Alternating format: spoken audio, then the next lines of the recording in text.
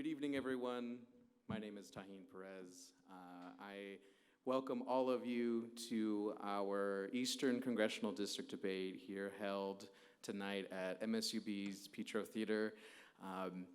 Western Native Voice, we welcome you. We also want to highlight the individuals and the groups that have agreed to be here and participated with us to make this event possible. So, of course, the candidates that are here in front of you, we want to thank them for their time and their commitment for being here. Special thank you to Montana State University Billings for helping us with their staff and their crew to get this beautiful stage ready. Special thank you to the Montana State University Billings Native American Achievement Center, who graciously supplied us with the tribal flags that you see on stage. It's important for our organization, and to tell you a little bit about our organization. Western Native Voice is a nonprofit, nonpartisan organization that does work in civic engagement, education, leadership development, and public policy advocacy. And so we believe it's important for everyone to have information, the right kind of information, and the information possible to be able to make an informed decision when they cast their ballots this year. And so in that spirit, I want to introduce our moderator for today's debate. We have with us Jackie Coffin. She is an anchor and reporter for KTVQ in Billings. She brings to Q2, 10 years of television journalism experience and has been recognized with various accolades, including 2 Emmy nominations and the 2020 Montana Broadcaster Association's Program of the Year. Jackie has reported on Montana's elections throughout the last decade and is especially known for her coverage of the 2018 Montana Senate race, where she conducted an exclusive interview with then-President Donald Trump and pushed him for action on the missing and murdered Indigenous people crisis. Jackie is originally from Missoula and went to the University of Montana Journalism School. And to move us forward, I hand it over to Jackie. Thank you, Tahin, and to the Western Native Voice for inviting me to be here this evening, and thank you to our candidates. There are 4 candidates for Congressional District 2 on the ballot. All were invited to participate in this debate, and thank you both for accepting and joining us this evening. All of the questions asked are from Western Native Voice and its members. The order was randomly generated, and candidates did not receive these questions in advance. Now, the rules of the debate. Each candidate will get 2 minutes to give an opening and closing statement. Candidates will be asked a specific question and will have 90 seconds to respond. Any candidate specifically named can have up to 45 seconds to respond. Candidates are all allowed to use notes. And we give a reminder to candidates and the audience about decorum. Please hold your applause to the very end of the debate. And we ask our candidates to please focus on the issues. So then, if another candidate is speaking, we ask you to simply raise your hand instead of trying to speak over the other candidate. So with that, we'll get started. The order of questions and who begins was randomly generated. And the first opening statement will go to Penny Ronning. Thank you. Oh. Test 1, 2. Thank you. Thank you to Western Native Voice. Thank you to all who are participating here tonight and all who came and all who are viewing on Community 7. I acknowledge that Billings was built upon the unceded homelands and villages and traditional use areas of the Crow, Northern Cheyenne, Sioux, and Blackfeet people, and that this land is part of the Elk River watershed. I acknowledge with deep sorrow the violence and genocide that was done to Indigenous peoples throughout the lands and the ongoing historical trauma and current trauma that is yet to be fully and properly addressed. I recognize and give honor to the elders and generations of Native Americans that came before us and acknowledge the important contributions of Indigenous peoples, the region's rich Native American history, and contemporary cultural influences that contribute to our beautifully diverse community and country. I look forward tonight to all of the subjects that are at hand. Thank you. Jackie, good to see you again. And Tahin, if you're back there, nice to meet you tonight. Penny and I have accepted every debate that we've been asked to do. That would be about 9 of them, I think, in the beginning. Our opponents don't show up. Matt Rosendale did show up for two and out. The other night, I had a gathering with Mark Roscoe and Dorothy Bradley. And I looked at Governor Roscoe and I said, how many times did you debate? And he said, 33. And then Dorothy said, no, Mark, they're still debating.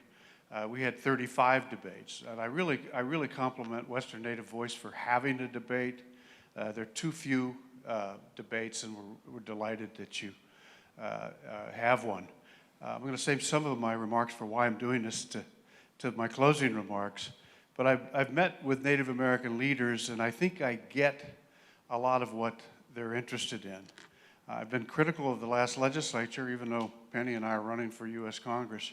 And I'm very critical of what happened in terms of that legislative session, attacks on health professionals, librarians, school folks, and I think on electoral rights. And I was very, very delighted that Western Native Voice was a plaintiff in the lawsuit on the constitutionality of the election laws that I think really needed to be overturned. I look forward to the questions, and thanks again for having me.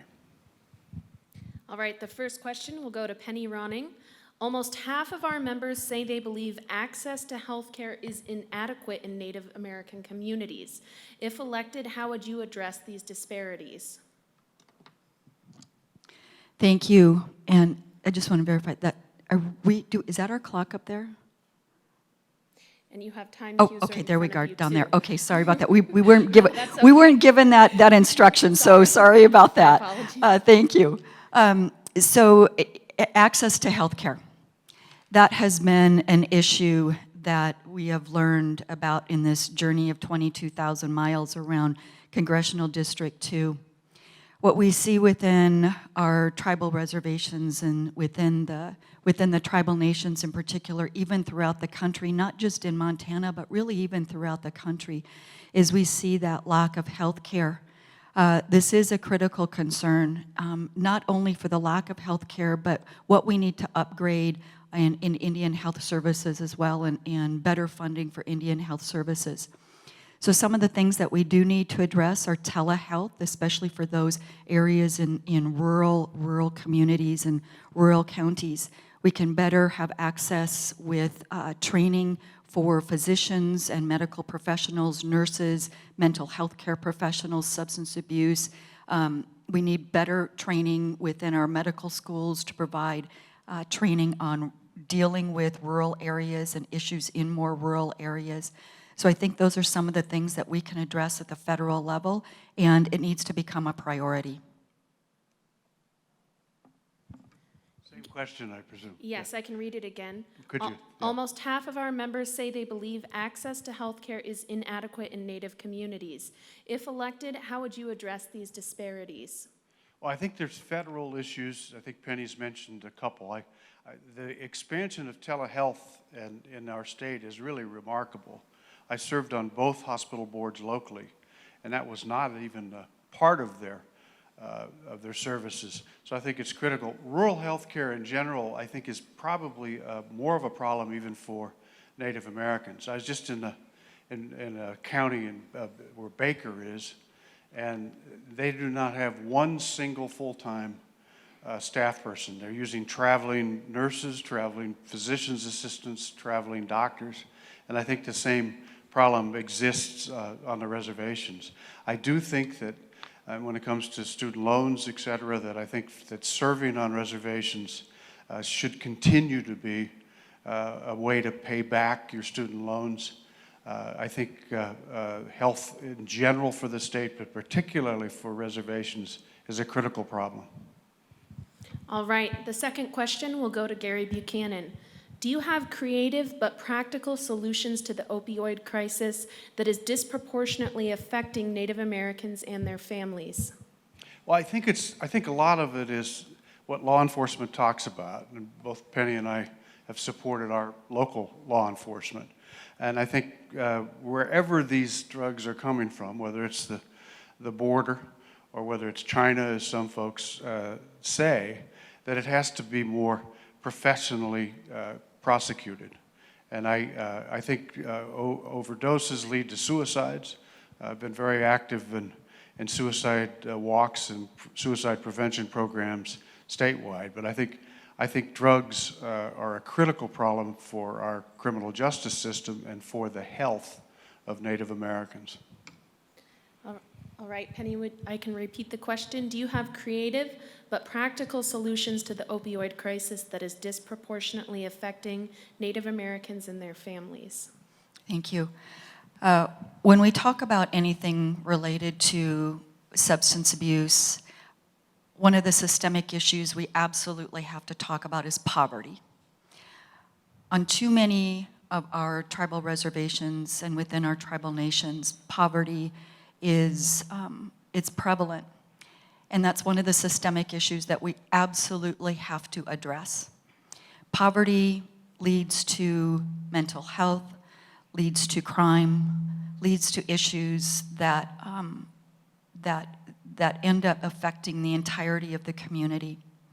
So I think economic development on our reservations is something we absolutely have to address. We have to address ways to build collateral, ways to develop banking systems on our reservations. I think these are things that will have a ripple effect into addressing the systemic issues that lead to the opioid crisis. Then we also have to address the crime issue that's related to the opioid crisis and the meth crisis and what we're seeing now within fentanyl. But those are things that we can do at the federal level, but I do believe the greatest issue that we have to address is poverty. All right, the next question is for Gary Buchanan. Have you ever experienced the Native American way of life in Native American communities or had the chance to professionally meet with members of tribal leadership? How will this experience or lack thereof help shape your policy ideas? Well, I have. My wife and I were invited to the Crow Festival this last year by a family, and it was a large family. We learned a lot. The family was very dependent on working in the coal mines there. And then when I set up and ran the Commerce Department, I had and this is a long time ago, but I had a coordinator for Indian Affairs. We probably call it a coordinator for Native American Affairs. And it was a specific position within the Commerce Department that we set up to work with tribes on economic development. And I think that moving forward, in my close I have a couple thoughts on that, but moving forward I think that my relationships are not deep enough. There's a lot of things I don't know. In my business, saying I don't know, I've instructed my staff that works for me that if you don't know, say it. So there's a lot of things I don't know, but I'm eager to learn and have a fair amount of experience. All right, Penny Ronning, have you experienced the Native American way of life in Native American communities or had the chance to professionally meet with members of tribal leadership? How will this experience or lack thereof help shape your policy ideas? Thank you. As many people know, since we've been doing these debates and in the work I do in human trafficking, my mom was a career federal employee. The bulk of her career was with the Bureau of Indian Affairs in Finance and Reconciliation. So my childhood memories are with my mom going to the different tribal nations that she worked with and that she was hired to work with. So I've had a childhood of where I was taken care of by many of my mom's coworkers. Also in the work that I do on human trafficking, I've been very honored to do training sessions with many of the tribal nations here in Montana and throughout our country. I'm very proud of the fact that we just recently did the very first tribal court training on human trafficking on the Fort Peck Reservation, and that's the very first tribal court training in the entire nation.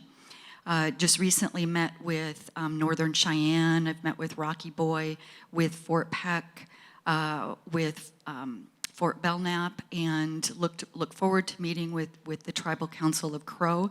But I've been meeting with all of the different tribal nations and look forward to that again. And I'm very grateful for my experience and my life experience with all of the different tribal nations. All right, the next question is for Penny Ronning. Do you support a nationwide Indigenous Peoples' Day in lieu of Columbus Day? Yes. Would you like for me to explain further? If you'd like. Yes, and have worked at that at the state level, have worked at that at the local level. I do think that it is beyond time and shameful that our country still recognizes Christopher Columbus as a hero. I think that that absolutely needs to be changed. So I am for not only recognizing Indigenous Peoples' Day as a national holiday, but I also think that we need to eliminate Christopher Columbus as a holiday. And I don't think it's appropriate for our country to be acknowledging him as a hero. I'll make it short so you can ask more questions. Yes. All right. The next question for Penny Ronning is a member-submitted question from Western Native Voice. What are some things that Native people, especially young people, can do to break down the barriers to voting and have their voices be heard and get involved? I love this question. You are the future of this country. Your voice is probably the most important voice to be heard. Because when it comes to government, whether it's tribal government, whether it's your local municipal government, county government, state, or federal, the decisions that are made at that government level are often made for years into the future. So the effects of those laws that are put into place take time to come to fruition, and so they're really for more into the future. There are definitely laws and policies that get put into place that are for the here and now, but it's the young voice that really needs to be heard because the decisions that are made in government really are for your future. So what can you do? You can start by learning how policy is made. That's really critical to understand, is how policy even comes to be. And start making your voice heard at the local levels, whether you are participating or want to participate in your tribal government. Go make your voice heard at those meetings. Send emails to your elected officials. Do that to the municipal level as well, the county level, the state level, the federal level. Call up your elected officials and say you'd like to have a meeting, you'd like to learn, or you'd like to express your thoughts. Those are some of the biggest things that you can do, and just become engaged. But I encourage you to take this moment right now as an invitation to do that, and then move forward and make your voice heard. I think part of the problem is that Native Americans register to vote at very high numbers, and then the turnout is oftentimes an issue. One of the things I've been reading about Western Native Voice, their Get Out the Vote effort, and I think I would support any effort to make elections more free, more fair, and more open. Not only getting out the vote, but I think what Western Native Voice did and other groups in terms of the last legislature's restrictions, I think that advocacy is extremely important, and all of us need to thank the Native Voice group for challenging those elections, and looks like so far winning in their efforts. All right, the next question is for Gary Buchanan. Over 60% of the missing people in Montana are Indigenous. What solutions would you propose to help bring more of these people home safe and reduce the risk of more gone missing? I talked to a former congressional candidate today who was Native American, and his concerns are community security in general for Native American communities. And I think a considerable amount needs to be from the state, local, and tribal level to reinforce law enforcement on the reservations. We saw how difficult some of these cases have been. By the way, I applaud Penny for her work on trafficking. I'm very impressed with it and admire her for it. But I think criminal justice system needs a lot more help in the Native communities. I think I've been in downtown Billings for 43 years as a business person, and we have troubles with young people from the reservation. And I think I would like to see what I mean by that is drinking and drug problems like the rest of us. But I think there needs to be better cooperation between our own police and sheriff departments and the Bureau of Indian Affairs and the police on the reservation. All right, Penny, over 60% of the missing people in Montana are indigenous. What solutions would you propose to help bring more of these people home safe and reduce the risk of more gone missing? So, government works in boxes and boundaries. If there's not a box, that data doesn't get collected. That box doesn't get checked. That information doesn't get written down. If it's not written in the boundaries of that job, it's often not done. So much of what we need to do is we need to get boxes on law enforcement forms that actually say Native American, Alaska Native.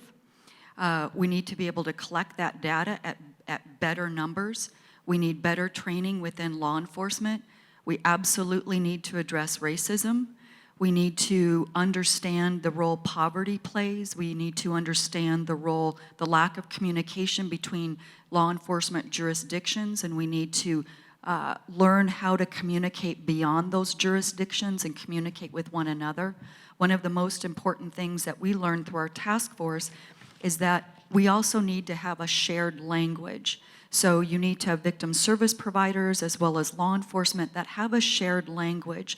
So when someone writes something down on a form, the next time that form or the next time that victim or that trafficker or that predator or whomever it might be comes up on some type of a database, they can go in and look at the form and they understand what was done the last time that person was tracked.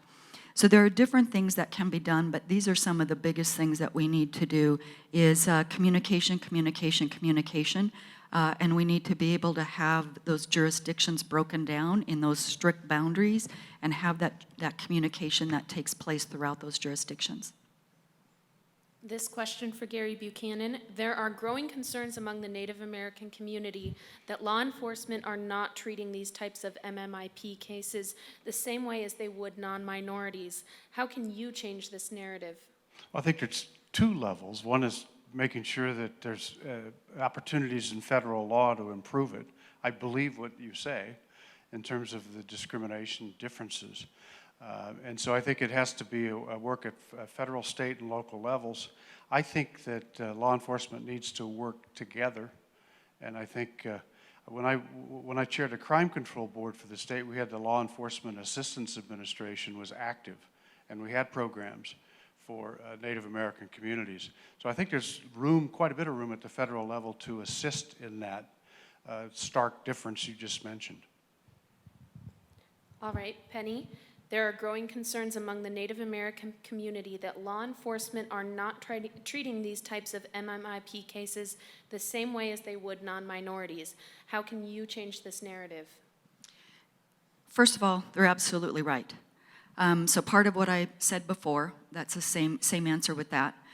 In 2017, the Urban Indian Health Institute out of Seattle, Washington, did a study nationwide. What they learned is that Montana's 5th in the nation with missing and murdered Indigenous women cases. And sadly, Billings was 5 amongst the 72 cities throughout our country. So we were number 5 in the nation among those 72 cities with missing and murdered Indigenous women cases. It goes back to, is data being collected? Is our documents being followed up on? Are reports being followed up on? These are critical, but these are critical into the training of law enforcement as well. I'm really proud of the work that I've done in regard to training in law enforcement, in regard to raising funds for law enforcement to go after human traffickers. But one of the things that we also need to do is we need to make sure that we're also working at hiring more Native American individuals to serve in law enforcement. This is also critical. We need cultural training within our law enforcement jurisdictions and all of the different levels of law enforcement, and we need that training across the board. We need to keep bringing these law enforcement individuals together at all different levels, federal, state, county, local. They all need to be training together and culturally training together. So I'm really proud of the work that I did on City Council here in Billings to create a Citizens Police Advisory Board that actually works specifically on this issue as well. So those are some of the things that I agree with that question, and those are some of the ways that we need to address it. This question for Gary Buchanan, submitted by a Western Native Voice member. If elected, what is your plan to help alleviate the rising costs of high electricity prices for rural communities? I was in a debate last night. I opposed electrical deregulation. Actually fought Governor Roscoe on the subject, and he's now a supporter. We bury our hatchets and move forward. But I think we have a real problem in the state. We've had now the third bankruptcy, Talon Energy. We started off with Montana Power. We had Northwestern go bankrupt. I testified 20 years ago that they were going to go bankrupt. Now we have Talon, which is the major operator in Colstrip.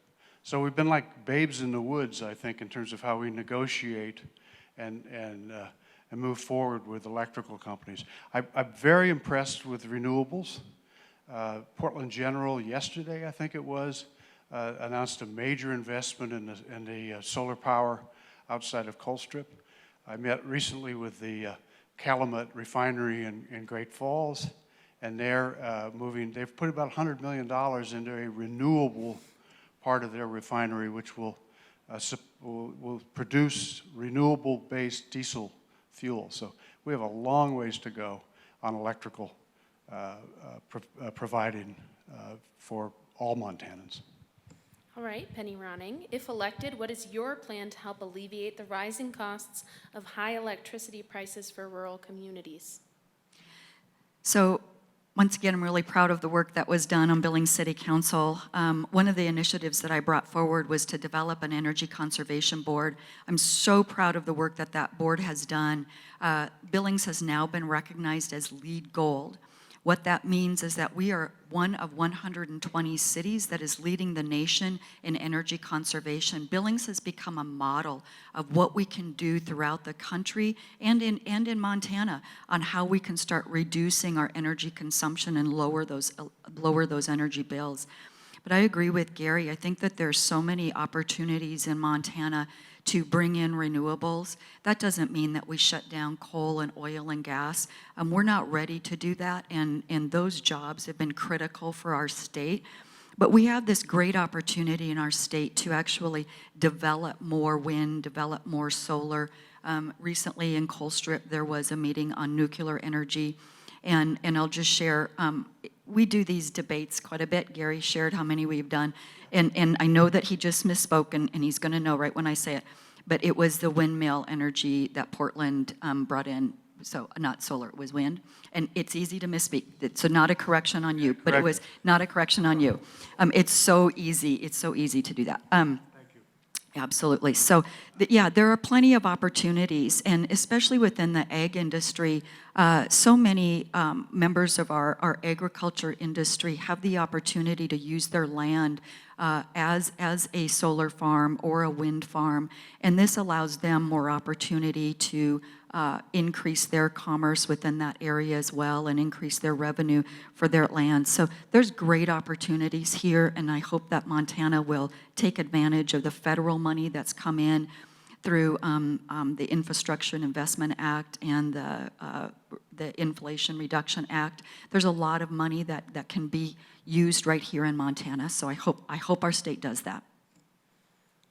I'll write this next question for Penny Ronning.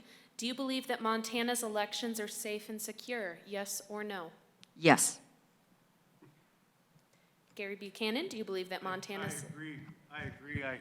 I kind of get it. I think Joe Biden was legitimately elected president, and I think the Republicans in this last sweep were legitimately elected. But I have never run into whining winners like this last group, and I think our election system is quite safe and quite sound. I'll write this next question for Penny Ronning. If elected, what actions would you take to increase access to voting services for Native Americans? I think one of the things that was recently done is good, and we need to just continue to increase that. And that is that a tribal ID is acceptable, and a voter that has a tribal ID cannot be denied if the ID doesn't have a residence address on it or if it has been expired. I think that that's a good thing, but we need to do more.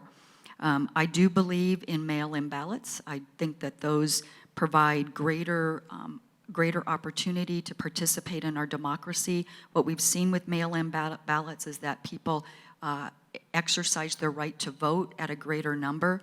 So I think that that needs to be done. I think that there are ways within our tribal nations that we can deliver ballots and collect ballots in better ways. I think that there's greater access to education that we need to be able to help younger folks learn how to vote, the importance of voting, and not be intimidated to vote, but to understand what that right within our democracy is. So I think those are some of the things, but definitely access to actually getting that ballot and getting that ballot turned in. I think we need more respect from the next legislature. The overturning of the three bills so far on election process are important. You can register to vote on Election Day, according to our own district court here, yet the Secretary of State is behind the ball, finally getting out the fact that you can register on Election Day. I think the voting ID thing in general was attacked by this last legislature, and I think hopefully again, the district court's ruling will stand up. Voters for Native Americans, particularly in Indian country, have to travel long distances. I think all of these bills of the last legislature started to really hurt that process. So whether I win or not, we'll be pressing the next legislature to be more realistic and more open for voter access in general. All right, the final question for Gary Buchanan. If elected, what steps will you take to continue preserving the Native culture? I think working closely with the Native American agencies. I'm very impressed with Secretary Holland and her appointment, and it would be a delight for me as a freshman independent to work with her. I think that was a very important signal, not only to Native Americans, but voters in general.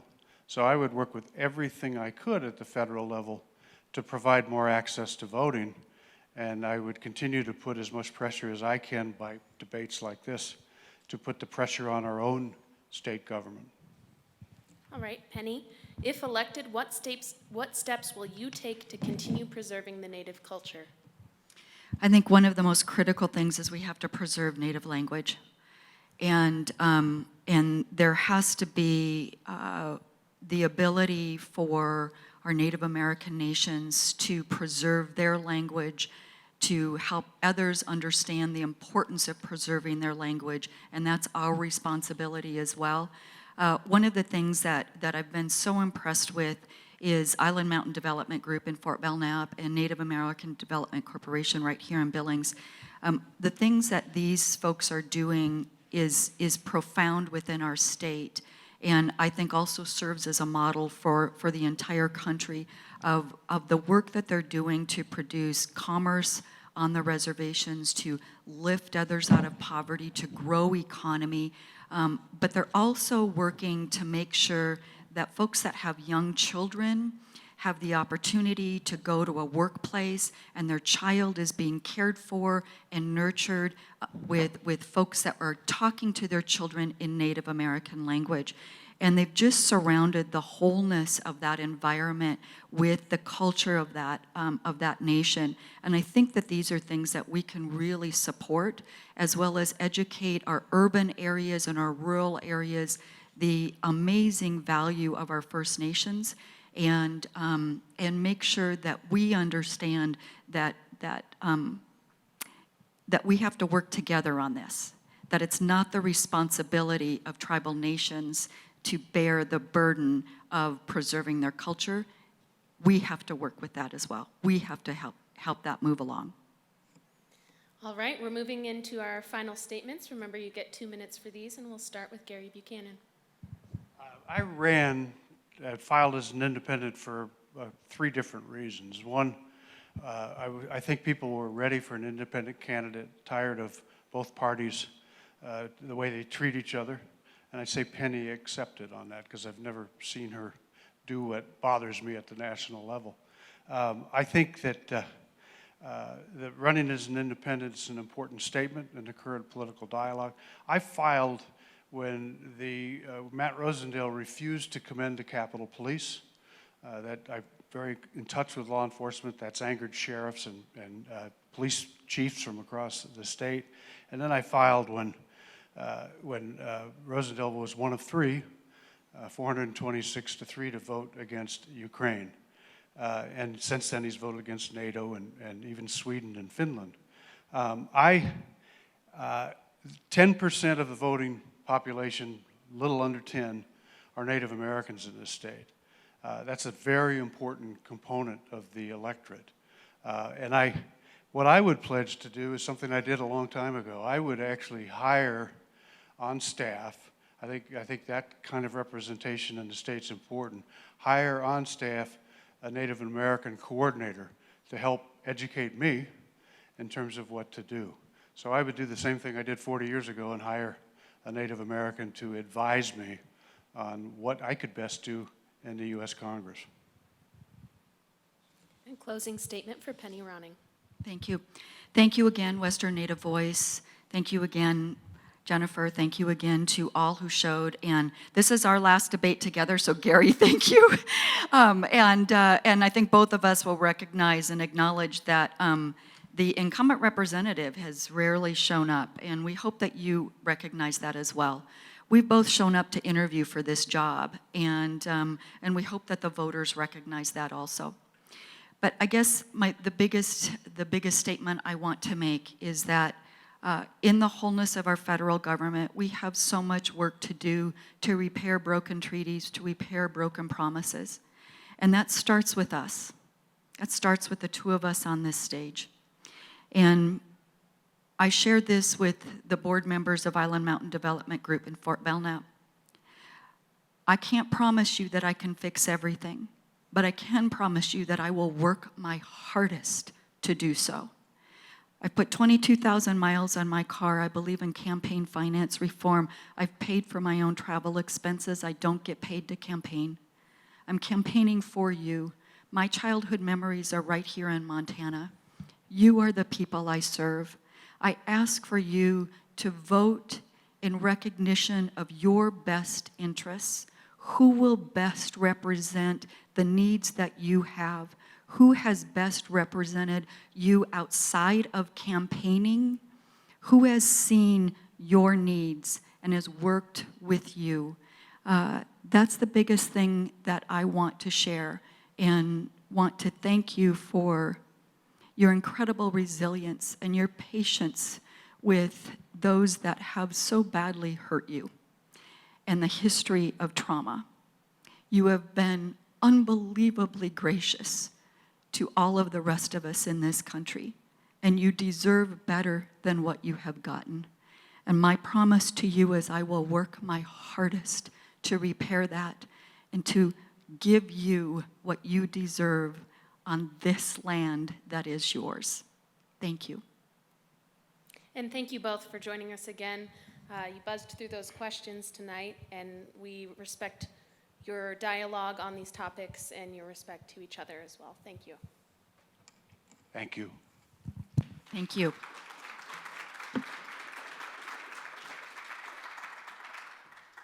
Let's give them another round of applause.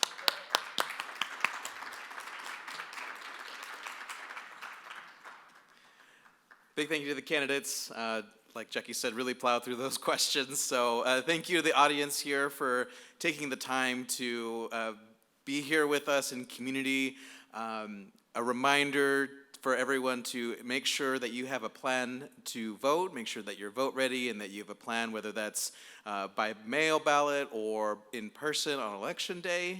Please, please, please make a plan to vote, and those in your life as well to make that plan to vote. And so, and if there's any assistance that anyone needs, and people are watching out there and want to get in touch with our organization, you can call 406-869-1938 or email us at info@westernativevoice.org. We'd be happy to provide assistance, rides, and other assistance that you may need. If you have any questions on where to vote, how to vote, we'll be happy to provide that assistance. And so thank you to Community 7 for broadcasting this on their platform as well as ours, and have a good night, everyone.